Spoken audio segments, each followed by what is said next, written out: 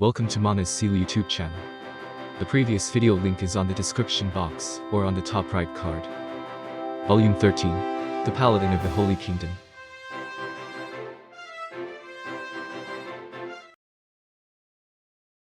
There were large movements in the Demi-Human camp. Upon receiving that report, Neia knew that the time had come. There was no doubt about it, this was a prelude to an attack. Neia ran through the city, wearing in the gear she had borrowed from the Sorcerer King. She knew that the people she was running past were staring at her. Their line of sight was drawn to the magnificent bow she had borrowed from the Sorcerer King, and then they looked at the armor previously worn by the ex-ruler of the city, the Grand King Busser, and they were filled with shock. Neia's acute hearing picked out people asking a question through the noise of the crowd. Who is that warrior? It was answered by it's the Sorcerer King's squire or the woman from the Sorcerer Kingdom. I'm not from the Sorcerer Kingdom. It bothered her every time she heard false rumors like that. Part of her wanted to know, yet did not want to know how the rumors had wrongly depicted her. However, she would need to clearly and firmly deny any rumors which might inconvenience the Sorcerer King. Still, the Sorcerer King's square. It pleased her, but just as she was about to smile, a quiet groan came from one of the people she ran past. Even if he does resemble father. That thought passed through Neia's mind as she arrived at the wall adjoining the west gate, where she had been assigned. That was also where practically all of the demi-human forces were gathered. Close to 80% of all the paladins, priests, soldiers and able-bodied men in the city had been stationed at the west gate or in its vicinity. The remaining 20 were assigned to the east gate, while the women, children, old folks, and other non-combatants were keeping watch from the north and south city walls. Remedios Custodio commanded the west gate. Gustav Montaigne's commanded the east gate. Caspin Becerra's was the nominal supreme commander. Of course, the supreme commander stayed within the headquarters in the center of the city and did not venture out. She could see the west gate at last. The Sorcerer King had demolished the east gate's portcullis, but the west gate's portcullis was still intact. However, many demi-humans were stronger than human beings. They could probably wreck it easily with logs. Neia clenched her hand into a fist before it could tremble.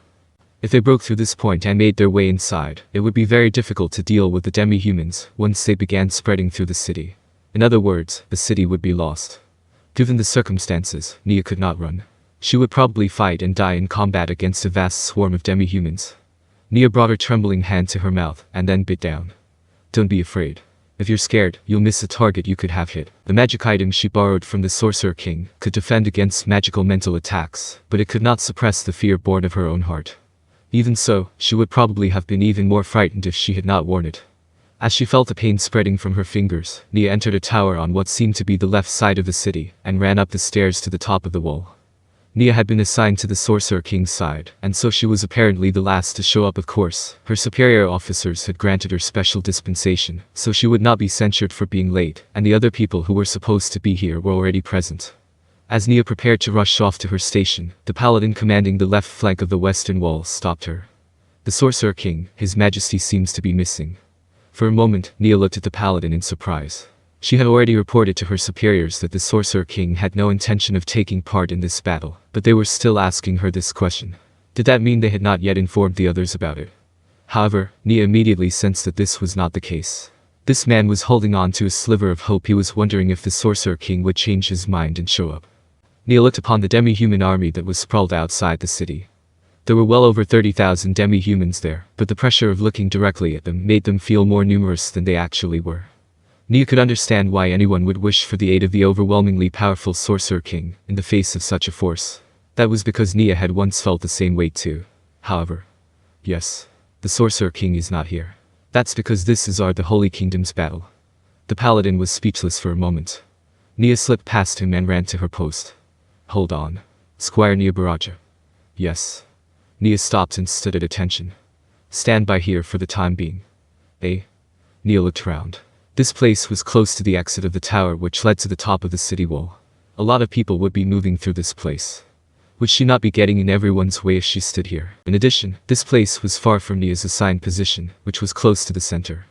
May I ask the reason for this? Is there something you need me to do? No, it's not like we need you to do anything, it's actually a little troublesome. Squire Baraja. Just stay put here. Do you understand? Ah, yes. She had no idea what was going on, but there must have been some reason for it. There was no reason to keep a trained soldier here for no reason when the fighting might break out at any moment. Was my assignment changed? Is it so that I can focus on sniping the enemy commanders? The bow I borrowed from the Sorcerer King looks amazing even at a glance, so does that mean they're using me as a trump card? I understand.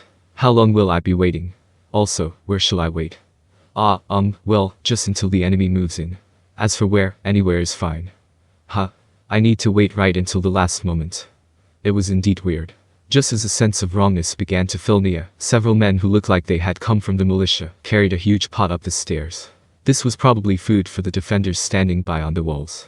They were sweating far more than the cold weather warranted, and it was clear that these men had come back and forth many times.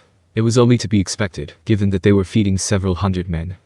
Neia leaned against the wall to give them room to pass, and the men moved hurriedly past her. However, one of them lifted their head a little and noticed Neia's face. Aren't you the Sorcerer King's squire? No, would that be you, ma'am? No need to be so formal, forgive me. Yes.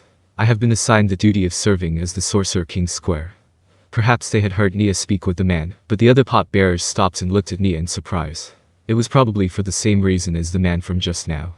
She was slightly embarrassed to be known as the Sorcerer King's squire, but at the same time she felt very proud of herself. The men did not know how Neia felt, and they worriedly asked, actually, there's something I'd like to ask the Sorcerer King. Stop that. No, could I please ask you to save it for later? She's very busy. Would you mind carrying on with your work? Suddenly, the Paladin stepped between Neia and the men, as though to hide her. That was a strange thing to do. It looked as though he did not want her to speak with those men. Was it the reason for the order just now? He doesn't want me to talk to them. Why is that? Is it because they were going to ask a question about the Sorcerer King? She did not know why he was doing this, but finding the answer would be simple enough. I don't mind. What seems to be the problem? Since the Paladin did not want her to speak, then she would just have to address them directly. Squire Baraja. Are you trying to keep people from asking about the Sorcerer King? Neia answered as loudly as the shout which had been directed at her. In truth, it was quite shameless to keep borrowing the Sorcerer King's reputation like this, but she had to make sure the Holy Kingdom was not doing anything which might negatively impact the Sorcerer King. She did not want her home country to disgrace itself. Neia gently addressed the man who had asked her the question earlier. Of course, she knew that it was probably going to frighten him, even if she felt her tone was gentle. I will answer to the best of my ability if your question is related to the great Sorcerer King. That said, I am not of the Sorcerer Kingdom, so I regret to say there are many things I do not know either. But aren't you from the Sorcerer Kingdom, ma'am? No, it's not like that. I'm a squire from the Paladins of this country. Really? Well, yes. So you don't need to be all formal with me. The crowd burst into a commotion. Perhaps it was because the Paladin had shouted at her just now, but at some point the militiamen on the walls had started looking her way. While matters had taken quite an embarrassing turn, she could not let herself look bad now that she had invoked the name of the Sorcerer King. Neia puffed up her chest proudly, determined to let all the soldiers present hear her. It would seem the Paladin had resigned himself to the fact that he could not hide this, and so he stood to one side, while glaring angrily at Neia. Then, first off, that armor of yours looked like something that the boss of those goat-headed monsters wore. Were you the one who defeated it? No, not at all.